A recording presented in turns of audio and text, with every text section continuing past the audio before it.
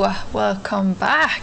I'm recording a little bit later this week than normal. I got kind of lazy over the weekend. As you know, if you were also in New York, it literally rained non-stop from sometime on Friday evening until Monday morning. I was like, is this ever gonna stop? What is happening? So yeah, I tend to get very lazy when it rains out. So I just ended up reading and watching a lot of TV. I couldn't go for my daily walk, which was upsetting because I feel like when I don't go for a walk every day, I get more and more lazy to like go again. So I've been trying to get back into that again the last couple of days. Now that the weather is finally getting warmer again and dry, at least dry, thank God. I hate the rain. I hate it so much. Coming from Ireland where it rains all the time, I'd be happy if I never saw a rainy day again, to be honest. And yeah, so I, as I said, watched a lot of TV over the weekend, which was the one benefit of it. So I mentioned last week that I was excited for the Friends reunion. Oh my goodness, it was so good. I could have watched it for, if they had hours of footage, I probably would have just sat and watched it in one go. Honestly, I loved it so much.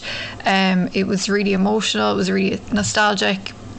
I grew up watching Friends. I remember watching the first episodes, waiting, having to watch it week to week. And, if you missed an episode, that was it. You couldn't watch it again. That was just how things were in the 90s. It was great. Oh my God, I loved it so much. That revelation though about David Schwimmer and Jennifer Aniston crushing hard on each other for the first season. Oh my goodness. I was like, wow. I would love nothing more than for the two of them to get together. It would just make me so happy. But yeah, it was great. I loved it. Loved every minute of it. So what I tend to do when I'm like watching, I'm like, I think I said before, I'm a binge watcher. So I'll like, depending on whatever show I'm watching, so I'll pay for like that app that it's on.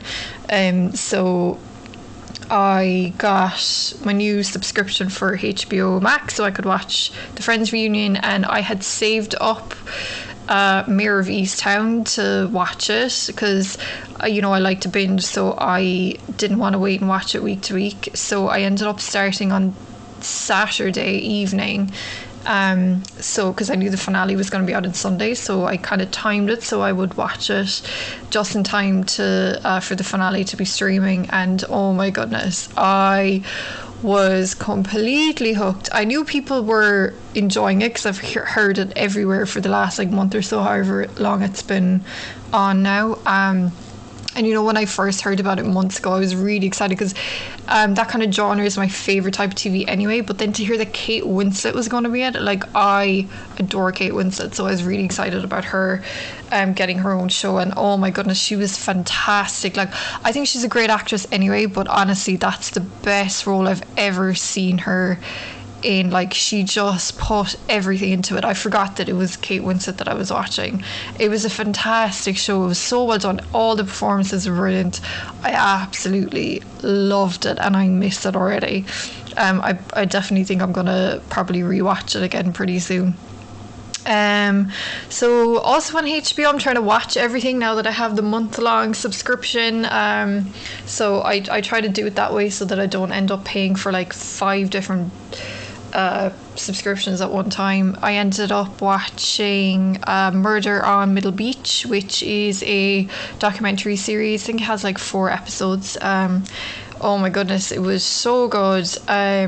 It's this young guy, I think he's like in his 20s, and he made a documentary about his mother's murder, of which the killer has never been found. And there's so many layers to it. There's so many different things happening, and he interviews all of his family, and a lot of his family are very suspicious. I feel like there was a lot of people that have a motive in it. it was just really, really well done documentary. So I would definitely check that out if you can. I also finally watched Alan versus Farrow, which is a documentary about Dylan Farrow and Woody Allen. I'm sure we've probably all heard those allegations anyway, even if you've not seen the documentary, but I definitely recommend checking out the documentary. I can say that I've never seen a single Woody Allen movie in my life, and I'm a really big movie fan, have been since I was really, really young. I remember like being a kid and hearing these allegations and just being like really grossed out by him, and just like, I mean, it was a fantastically well made documentary. It was very emotional. Very obviously, it's a very tough subject matter, but I think it's really important to watch it. Check it out 100%. If you've any sort of lingering, not really sure if it's true or not, definitely watch it. And then last night I started this show called The Head, which I haven't heard anyone speaking about it, but I've seen it a couple of times just like on social media. It's popped up, but it's really, really good. I think it's only come out in the last couple of months. But it's these people working in Antarctica, and it's like a large group of people that work there, but then most of the group leave for the winter months, where it is darkness for 6 months, and then they lose communication with the others who are left behind, which is like a really, really small team, I think of like 6 or so, and they lose communication with them for the last 6 weeks, and then they show up to see what's going on, and everybody is just either murdered or they've disappeared, and only one person is still alive, and she's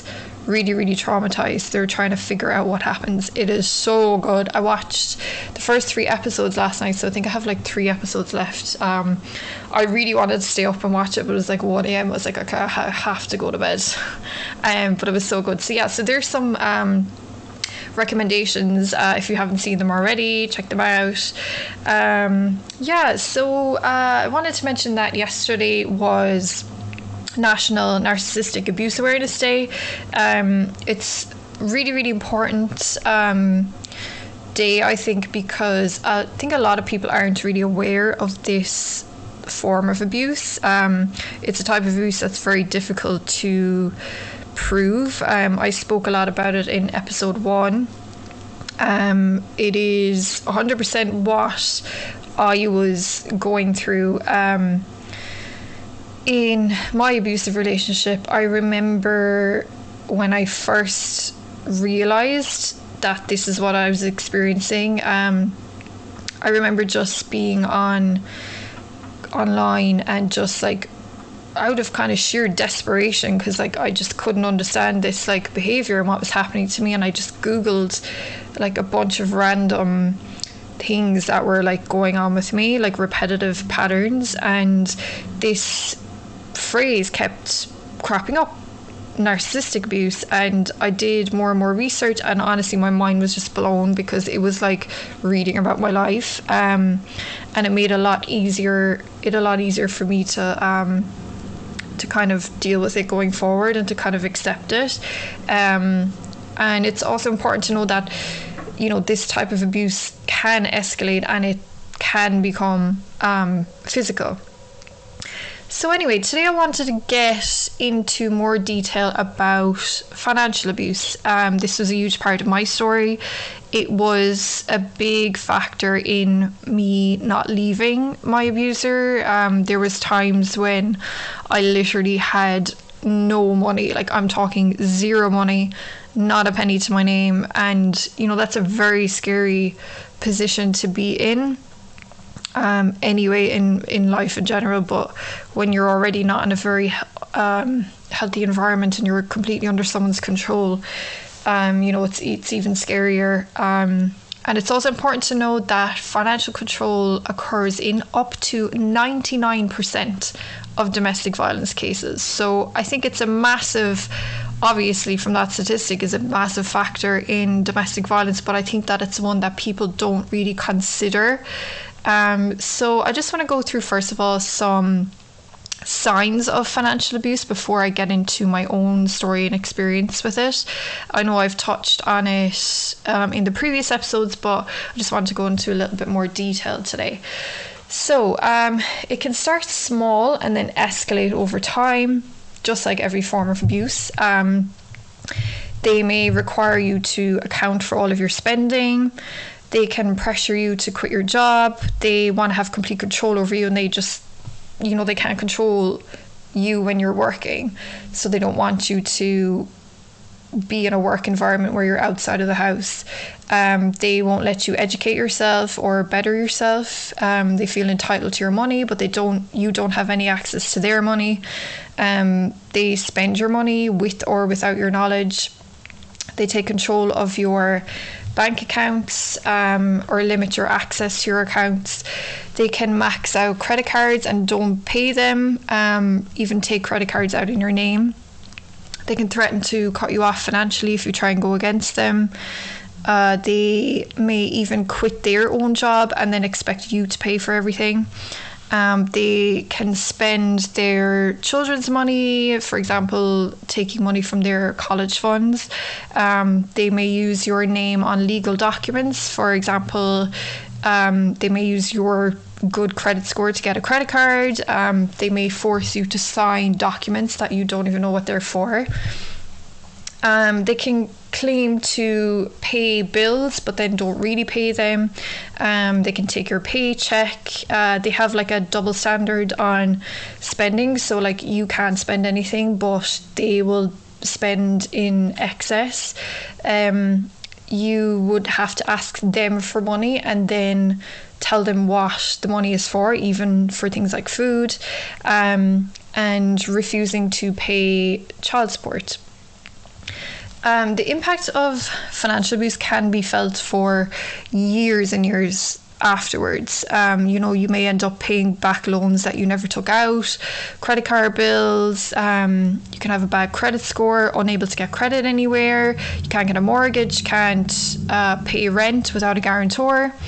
After being through it myself personally, I always advise any woman to keep your own bank accounts. I've never really understood couples that have joint accounts. Like, I can understand, if you're married, for having a joint savings account, or having one account where you pay the bills from and things like that, but I would say never have a joint account where your paycheck is going straight into that account. I learned my lesson the hard way.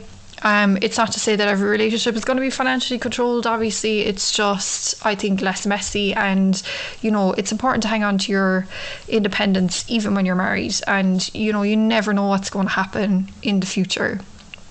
As I mentioned in previous episodes, I was completely broke in the first few years that I moved to New York.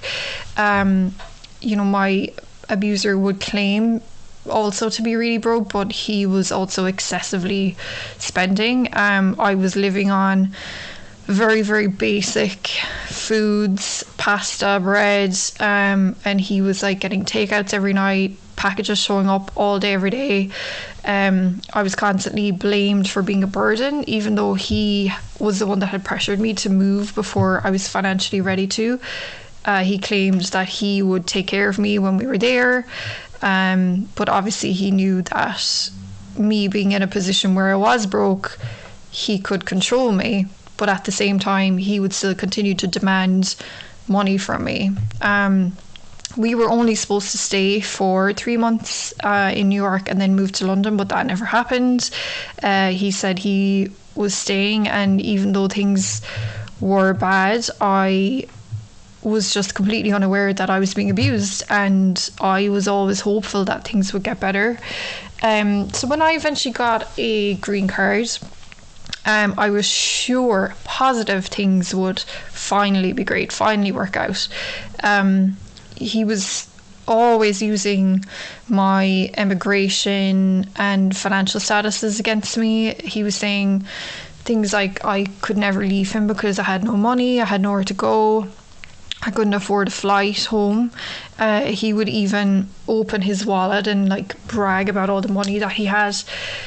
He even threatened to call immigration on me several times, and you know, I just knew that he was right, and I just didn't have the means to leave him, and I was too ashamed to tell anybody else about it or to ask for help.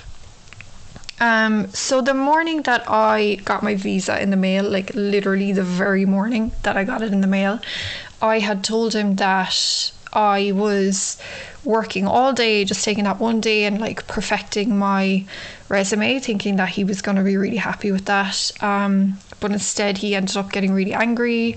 He told me I was wasting time and I should have been applying to jobs like ASAP, like that day, which made no sense to me because, you know, in order for me to get a good job, I obviously had to have a good resume, and particularly having never worked in the country before, I needed to make it even more so that it would stand out. I ended up telling him that I had applied to like a bunch of jobs and I gotten interviews, but really I would just go to the city saying I had an interview, and then I would just like walk around for a few hours and then just claim that I never got the job. I used to take copies of my resume with me and tell him I was going to just like walk into businesses and apply in person.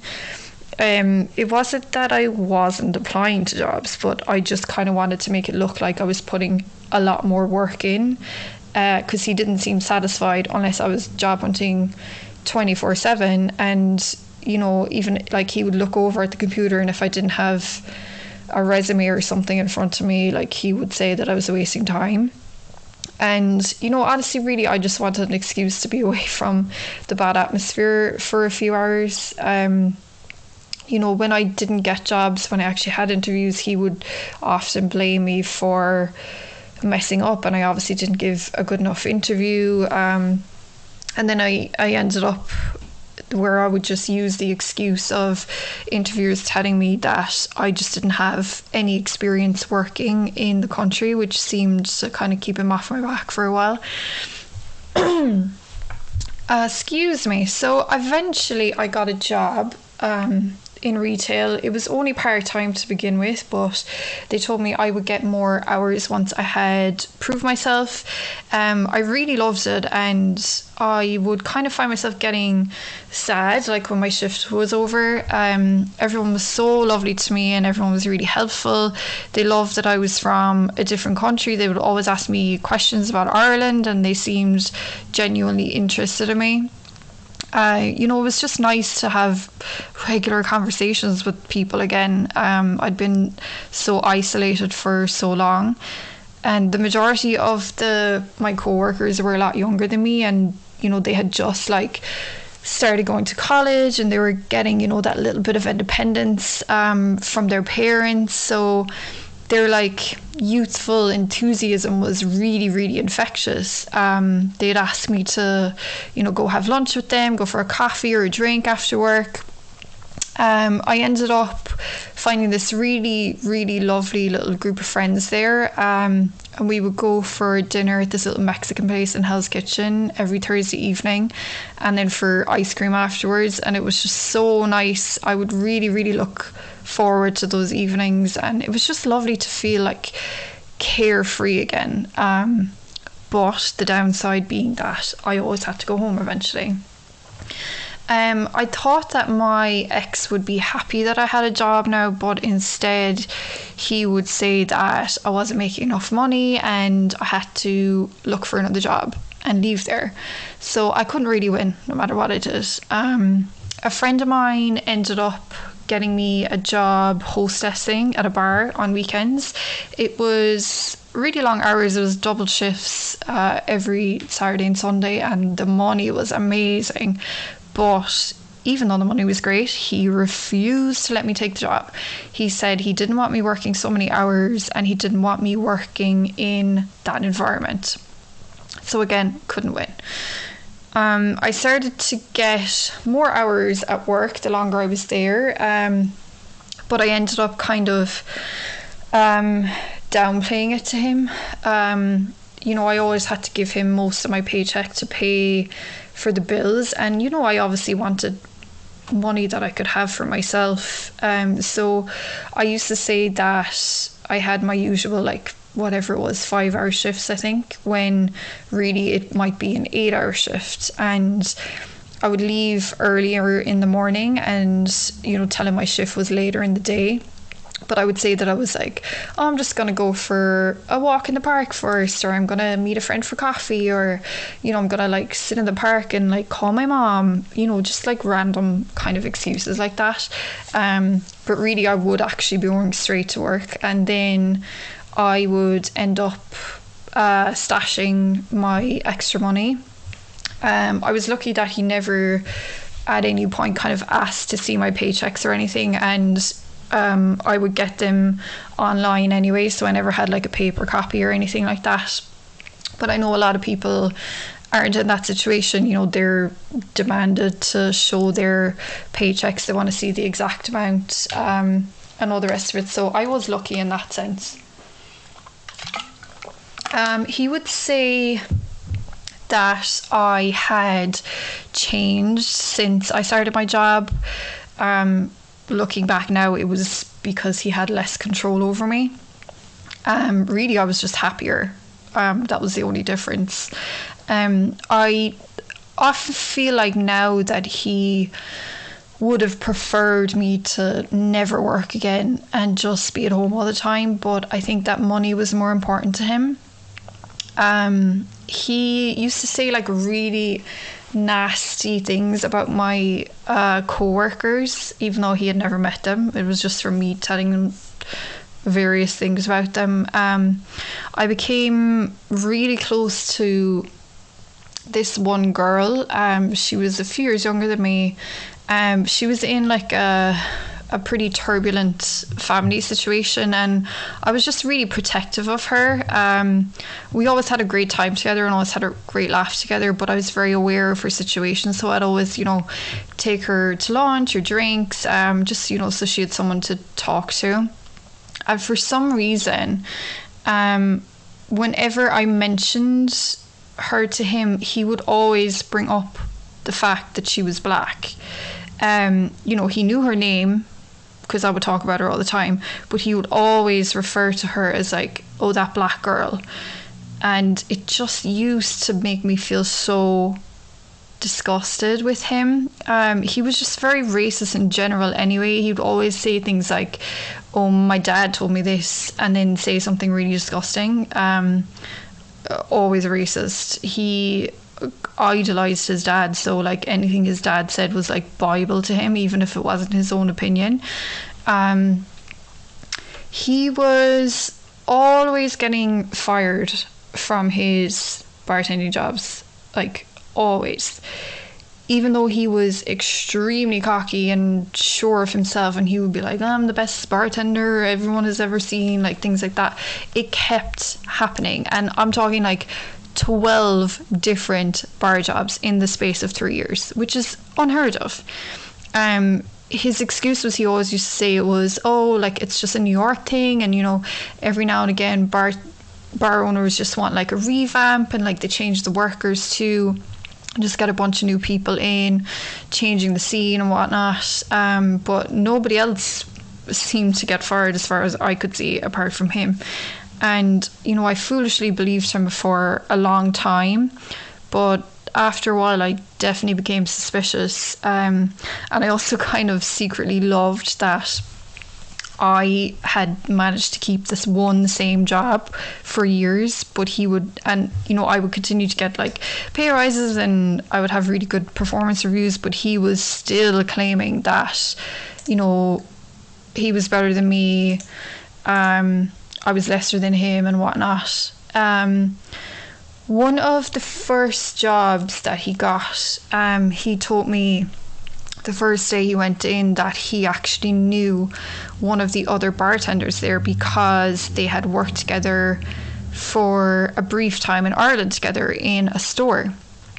And now years earlier he had told me the story about him working there. So one of his friends, he still is really close with, he was a manager in this store, and he, along with this other guy, had gotten caught stealing like thousands worth of merchandise from the store, and this other guy had fled the country afterwards and I guess ended up in New York.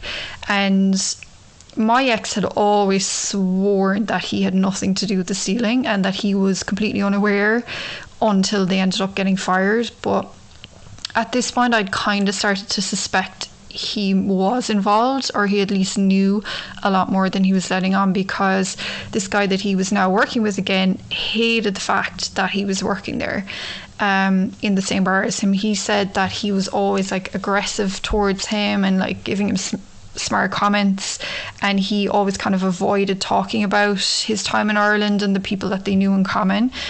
And he said that he seemed to always want to be getting him in trouble.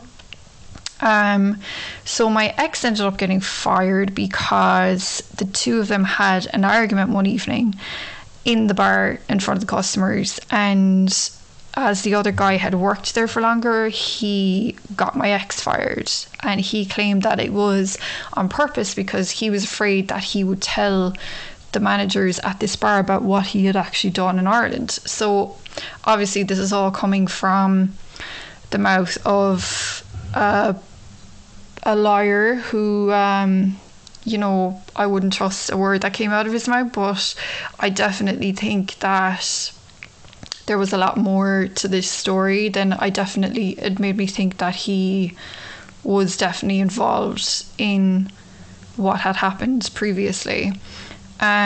So keeping this in mind, and knowing that he was for the next 2 years getting fired continuously, I started to get really suspicious that maybe he was stealing from the bars and getting caught. So I had started to, every time he came home and like passed out drunk, I started checking his wallet. And I know in New York it is possible that you can make a lot of money on tips depending on where you're working, but he seemed to me to have an unusually a large amount of money every night. Like there would be hundreds every single night, and I knew it wasn't an accumulation of a few days earnings, because every single morning we would walk to the bank together and he would lodge every single piece of money he had in his wallet into his account from the night before. So I definitely started to get very suspicious about that. So after a while, I got my first credit card and I started to build my credit. I was really good with it. I would only use it for like small amounts, or I would buy my train ticket, things like that from it, and then I would pay the balance off completely every month. So my credit score was really good. It kept going up every month. And it's something he would always do, brag about the fact that he had like a bunch of credit cards and he had a really great credit score and he could get approved for any credit card he wanted, yada, yada, yada. And then one day he asked me what my credit score was. And at this point, my credit score was in one of the highest brackets. And I remember him being really shocked. Like I remember I could still picture his face, that he was just like really taken aback.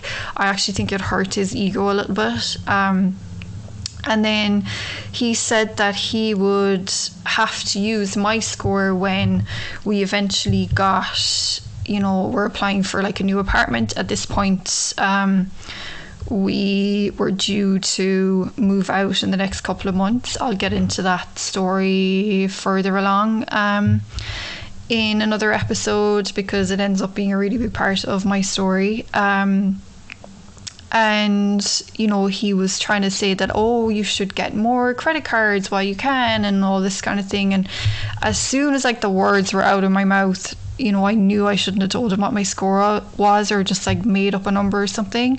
But I just wasn't thinking like this at the time. Again, I was still unaware of the abusive situation that I was in.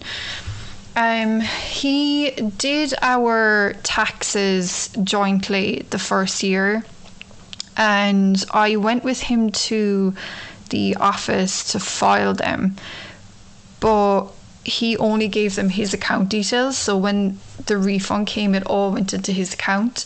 And I remember him again like bragging about how large the refund was, but he refused to give me my share of it.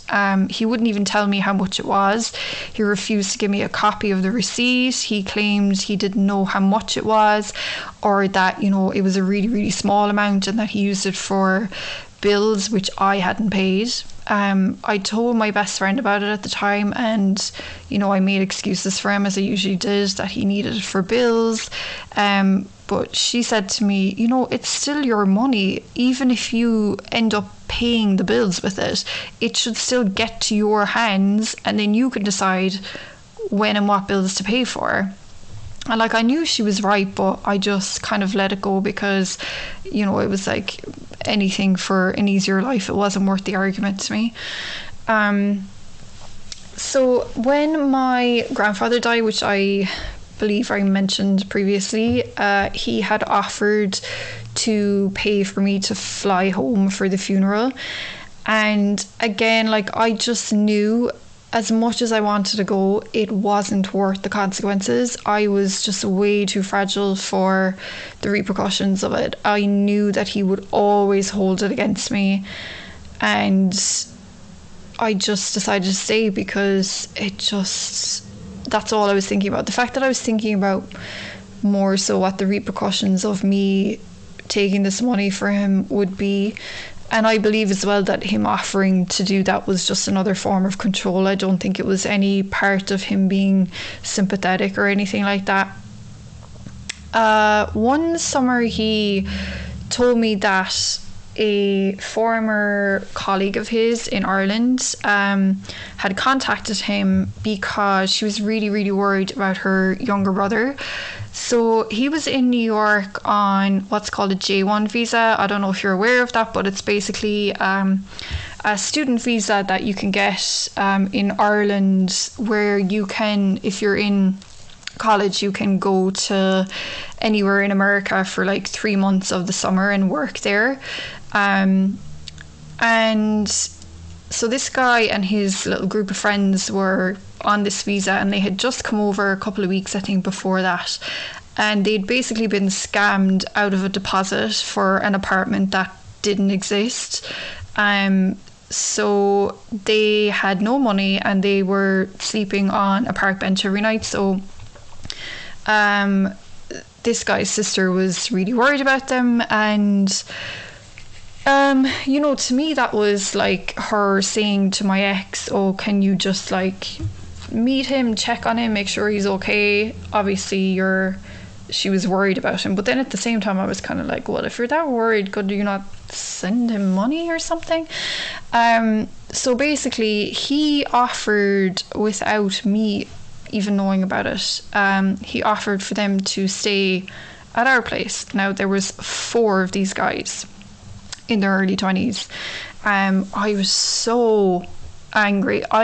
Like I said, I couldn't understand why it was our problem. Like, why couldn't their families take care of them? Like, you know, send them money to like stay in a hotel for a few nights, or to fly them home, or like whatever it is. And also, like, why didn't they have enough money to just like pay for a hotel themselves? I mean, you weren't just coming to New York with, you know, money for a deposit on an apartment. I'm sure you would have come with a lot more than that if you're planning on staying for 3 months. It all just seemed really, really strange to me.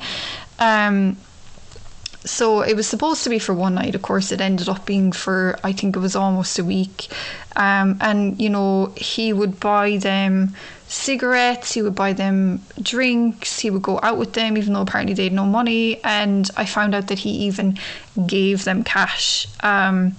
Again, it's just a perfect example of him trying to be the nice guy, the big man, you know, always wanting praise from strangers, which is typical of a narcissist. But, you know, there I was, his girlfriend, and I was living on like bread and pasta because he took all my money and claimed that he was broke because of me. And then he's just giving these random kids like a bunch of money and paying for their drinks and cigarettes. It was insane. You know, this was before I was working, so I was at home every single day with 4 strange men in my house, and they completely took over the place. They used all of my stuff, they ate our food, they wrecked the house. There was just shit everywhere. And you know, he kept extending their stay. He kept saying, oh, you can stay one more night, you can stay one more night. And you know, it's like, it's, as a woman, it's really intimidating to be alone in a house all day with 4 strangers. So, you know, it was hard for me to speak up. And even like, you know, I was already in a pretty fragile situation anyway. And I just remember one morning being on the phone to my mom and telling her about it, and she was so angry, and then she was getting me angry and like riled up about it, and I just went out to the living room and I just screamed at them to get the fuck out of my house, and they were all pretty shocked and they just left. And then apparently they called my ex as soon as like they were gone, and he had the audacity to get mad at me because, oh, what was his former colleague going to think of him now for kicking him out? And you know, I just remember being like, it's just, you're just ridiculous. Like, I just can't even understand how you're thinking this way. And then after a few days of them leaving, I remember him getting really mad because they had left the country at this point and they hadn't paid him back any of the money that he gave them, which according to him had amounted to about $150. And I told him to ask why don't you ask, you know, the girl that you worked with, why don't you ask her about it and get her to pay you back, or get her to get them to pay you back. But he thought that was rude, so he didn't say anything. But I got great satisfaction about the fact that he was so pissed off that he didn't get his money back. I mean, come on. I had some family staying with me at one point for about a week, and that weekend he was going to a bachelor party in Atlantic City. He only knew the groom, he didn't know the rest of the people. He left on the Friday morning and then, you know, wasn't supposed to get back till Sunday evening. So I got a call from him on Saturday morning, like really early, and he said that he was on the way home. He said that he had lost over $1,000 the night before. I still think it was probably even more than that. I assume he lost it on gambling and alcohol, and all his money was gone, and he had to borrow $20 from one of the guys to get the bus home that morning. And I just remember thinking how pathetic this was for a grown-ass man in his 30s, and like how embarrassing to have to ask a stranger for money to get home. And you know, when he got back, he made no apologies to me. I got home from being with my family all day and he was just passed out on the couch, hungover, snoring, which like was embarrassing for me in and of itself. So another thing happened where I found out from his cousin that he had been borrowing money from various family members. I think she told me because I think he had borrowed money from her mom or like something like that, and she was really pissed off about it. So that was her intention by telling me, but I didn't even know anything about it. He borrowed money from my family without me knowing, and like my family don't have any money, so anything that they were giving to him was all that they had. He apparently told them that we were struggling, even though we weren't at this point, and he told them not to tell me. Ended up that I had to find out about it because there was some like issue with they were trying to transfer the money to his American bank account and it just wouldn't work for some reason, so they ended up just putting it into my account because I still had an Irish bank account. I didn't want to take the money when I found out about it, but they kind of, you know, were worried, I guess, and they just convinced me to take it. I was very suspicious of his intent for the money. So instead I kept about like $200 of it just to have for like groceries, kind of emergency money. And then I transferred the rest to his account. And like, he knew exactly how much money was missing, but I just told him that, they ended up not having as much money as they thought they did. So he seemed to accept it, but like, I knew that he was pissed off about it. And surprise, surprise, he didn't use the money for bills or rent or anything, as he had claimed that we were struggling. He instead bought a very expensive ticket for a football game and used the rest of the money for the day's drinking at the game. And it is safe to say that that money was never paid back. So one day, something in our apartment needed fixing. I think it was like the fridge or something random like that, and I kept asking him to ask the landlord to fix it. The landlord and his family lived downstairs, and he was normally like great to help out or fix things that needed fixing, all the rest of it. And he just became really like cagey and refused to ask him, which I found really strange, because normally I had no trouble ever asking him for anything. We had a great relationship with this guy. So I ended up waiting till he was at work, and I texted the landlord, and he came upstairs right away. And I just noticed like he was very, very off with me. Normally he was very, very chatty, very friendly guy, and it was just really uncomfortable. Like, there was a weird atmosphere. And then as he was walking out the door, he turned to me and he asked if I had any of the rent for him. So it had only been a couple of days into the month, so I had just assumed that my ex hadn't gotten around to paying that month for whatever reason. So I told him that, and I said, I'll say to him, and he'll take care of it, you'll have it like tonight. And he told me that it had actually been 3 months since he had last received any rent for him, meaning that he owed him well over $3,000. I was completely shocked. I was speechless, and I think the landlord knew that it was genuine, because he didn't say anything else to me after that. I kind of knew by his face that he knew that it was genuine surprise from me. And I just told him that I'd find out what was going on and get back to him. So right after that happened, something in me just made me decide to search the whole apartment. I don't know what I was looking for, but I just had this strong urge to just look everywhere. So I found, hidden in a bunch of documents, I found several credit cards with my name on them, of which I had zero knowledge. Some of them were added as like a second user to his main accounts, but the rest of them were all standalone accounts. According to the statements that I found with them, they were all maxed out, thousands of dollars of credit in my name, of which I had no knowledge. His bank statements were there and showed him depositing thousands of dollars every week to his account.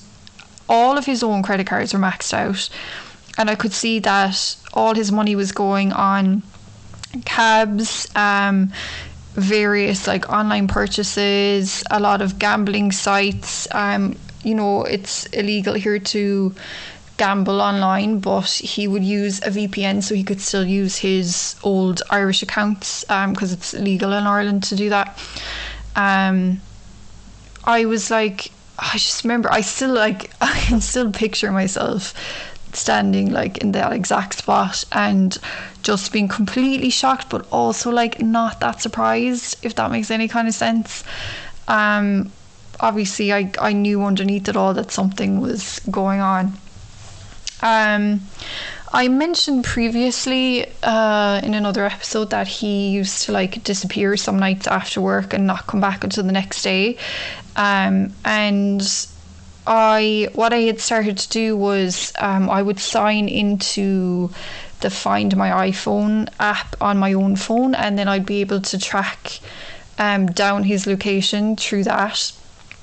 He always seemed to be in a bar somewhere and like never anywhere else, so I was never really too suspicious in terms of like, you know, him cheating on me or anything. My best friend told me at the time, I'd kind of started opening up a little bit to her about what was going on. But again, I would kind of downplay it a lot too. But she told me he probably was cheating on me. But like, honestly, I never really cared truly. Everything else he was putting me through seemed a lot worse to me. It wasn't really a top concern. And I've said before, I think, part of me kind of wished that I would find out that he was, because that to me seemed easier to kind of... It would have been easier to confront him and like leave him, I think, rather than kind of accepting the fact that I was being abused. She also suggested that he probably wasn't just drinking alcohol, most likely was probably like doing coke or something as well, as it was really common in the bar industry. She worked in the same industry, and she would often like tell me stories of things that went on behind the scenes, and again, like, none of this really got to me, as I really think at this point, like, I was starting to see how things weren't right anyway. So it kind of just was more, it was just more of the same kind of almost to me. I remember very, very soon after that, it was, I would say, probably only a couple of weeks, he came home really, really drunk one night after having this work meeting. He had told me earlier in the day that him and his co-workers were being investigated because while he was working one night, his co-workers had come to the bar to drink while he was bartending, even though they weren't allowed excuse me, my voice is going, even though they weren't allowed to drink in the bar, even when they weren't working, they still weren't allowed to come in as customers to the bar. I think a lot of bars have that rule. And he said that they stole alcohol from behind the bar, from like a really expensive bottle, and he was in trouble too because he was working at the time, and he was saying that they were trying to blame him. And I knew this story just didn't add up to me at all. So when he eventually passed out on the couch, I decided I was going to check his phone. I knew it was like risky because, he was obviously there, could have woken up any second, but I also kind of knew him enough to know that once he was passed out from alcohol and he was at the point where he was just snoring excessively, there was no waking him up. So he was on the couch and his phone was on the floor next to him, and I didn't want to disturb the phone, so I didn't want to pick it up, turn it or anything like that. So I kept it on the floor in the same place, and I used his thumbprint to unlock it. When I think about it now, it seems like so kind of high risk, but I just knew at the time, I was like, no, I know he won't wake up because he completely passes out when he drinks. So I went through his text messages and I found a thread between him and the other bartenders. I recognised all of their names. And basically they were all trying to put their stories together so that they were all on the same page. And what it sounded like from the text was that he was working, as he said, and they came in drinking, and he had given them free alcohol all night, but from the like really, really expensive top shelf bottles. And then they had filled the bottles up with the cheaper stuff and water. It also kind of sounded like there was more to the story, but they weren't really saying it. They were kind of more so like referring to things, but not saying it directly. And again, like, that suspicion I had of him stealing money started to come up. But stealing is stealing, whether it's physically money or alcohol, it's all the same. So then I saw that he also had a separate message thread with one of the girls who worked there, and she was also in the main thread as well. And I knew that her boyfriend was a friend of his also, but it also seemed like quite bizarre that they had so many messages back and forth, especially, when me and him had originally gotten together. you know, we had been messaging each other for months and months and months every single day before anything had ever happened between us. So again, that was something I was kind of suspicious of. Most of the messages were work related, I will say that, or they were just talking about them all as a group, like out together and drinking and stuff. But then I remember seeing my name mentioned, and she had actually brought me up first of all. And she basically had asked if he had told me about what had happened with the whole situation in the meeting. And I really can't remember now what his reply was. I know at the time I had my own phone in my hand and I was taking pictures of all the kind of incriminating, like suspicious messages with my own phone, but I just don't have them anymore. But I distinctly remember him calling me a bitch and calling me dumb and saying that something like he doesn't care what I think anyways, or whatever it was, something like whatever he told me I would believe anyway. And now, like, obviously, normally in a normal situation that would have been really hurtful to see, especially like someone talking about you like that to a complete stranger. But honestly, like, at this point I just didn't care. I just really was over it. I just did not care. So it was still, I remember still being kind of like surprised, but also in a way kind of glad, because it was like, you know, you're kind of, when you're in this situation, you're so isolated from everyone, and you're kind of like, your mind just becomes warped, and like, because you're not really telling anyone about your situation, you know, you have nobody to tell you that what you're thinking and what's happening to you is wrong. You know, you've nobody there to tell you that because you're not confiding in anyone. So you've nobody to kind of like sort your mind out and kind of straighten things and make you see that, no, you're not going insane, like this is not okay. But then, like, you know, seeing it written down and how he was speaking about me to another person who I didn't even know, and kind of changing the narrative to make me sound like a bad person, it was just confirmation of like, no, Amanda, you're not crazy, like this is not a good person. So yeah, you know, you can probably tell from the last couple of stories that at this point I'd finally kind of started to wake up to the behaviour and realise that, you know, this was not a good situation. But I'm going to leave it there and talk more on that next week, because I don't want to make this episode way too long. I do want to touch on briefly before I end this episode, because it's also related to financial abuse. I want to talk a little bit about familicide in relation to finance. So familicides are family murders in which the perpetrator murders their partner and children. Domestic violence is found in about 32 to 92% of these cases, but not always. A desire for and a sense of entitlement for control, especially over finances, is a more common denominator in these situations, which is exactly why I want to talk about it. It tends to spiral during a loss of control, particularly in male heads of households. You know, they often see it as a way to spare the family the humiliation of like people knowing about it.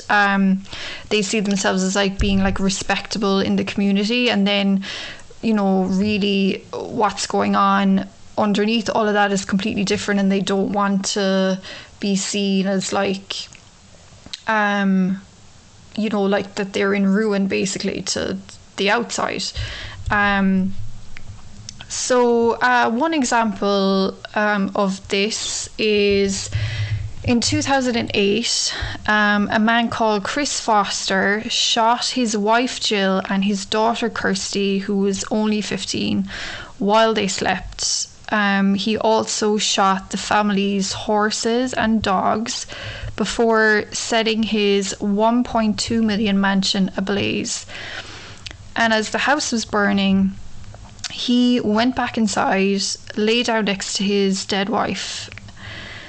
So when they were found, he had his gun next to him but had no wounds from it. So it is thought that he died by smoke inhalation.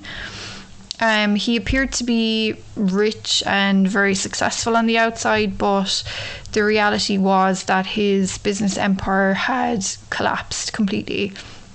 And apparently he had once confided to a colleague that he would rather kill himself than lose his lifestyle. So roughly a quarter to a third of family annihilation cases appear to have financial problems at their root. There was a significant rise in cases during the financial crisis of the late 2000s. So for me, like, I worry very much now, with the aftermath of this pandemic, that there's going to be a huge increase in this. Obviously, it's a very extreme case, but it does happen, and the statistics are there. And it's just another part of financial abuse that I wanted to touch on.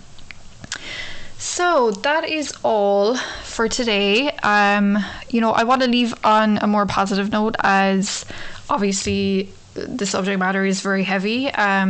So I wanted to leave off on some things that I am grateful for this week. So firstly, very important to me, the sun finally shining again. Meeting a friend for food and drinks who I hadn't seen for over a year, and just laughing and talking for hours and just having a great old time. Talking to my nephew on FaceTime. He's 9-10 months old now, and he's just a riot. I miss him so much, but I look forward to his calls every week. The city's starting to open up again. The cases are going way down now. There was 0 deaths recorded yesterday, which is amazing. Obviously, we still have a long way to go yet. Don't count your chickens and all that, but it's obviously a step in the right direction. Watching the squirrels and chipmunks running around the park by my house, it makes me so happy every day. They're just the cutest. Having a huge increase in listeners from last week and lots of lovely messages. This is something that continues to surprise me every week when I have a new episode out, that people are actually listening to me and taking the time to share and send lots of really nice messages to me. I really appreciate it all. And finally, sitting in my backyard with a really good coffee and a book. So they're just some of the things that make me happy and that I'm really grateful for this week. So I'll talk to you all again next week. I'm going to talk about physical abuse next week. I wanted to dedicate a whole episode to that because I have a lot to say on it. And once again, my DMs always open.